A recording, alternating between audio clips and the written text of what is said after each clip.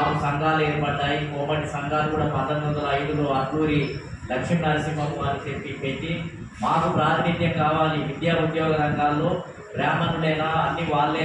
కైవసం చేసుకుంటారా, ఎమ్మెల్యే సీట్లు అంతా వాళ్ళే గెలుస్తారా అని 1916లో మొదటిసారిగా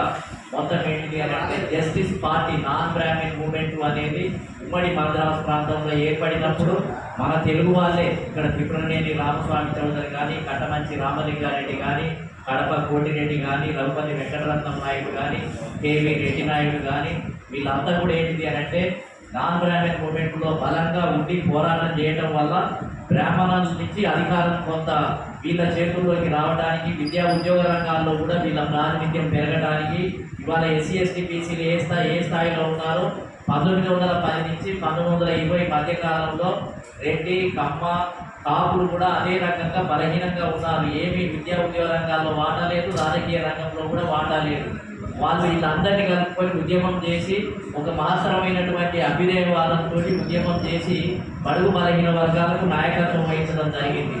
కానీ స్వాతంత్రం వచ్చిన తర్వాత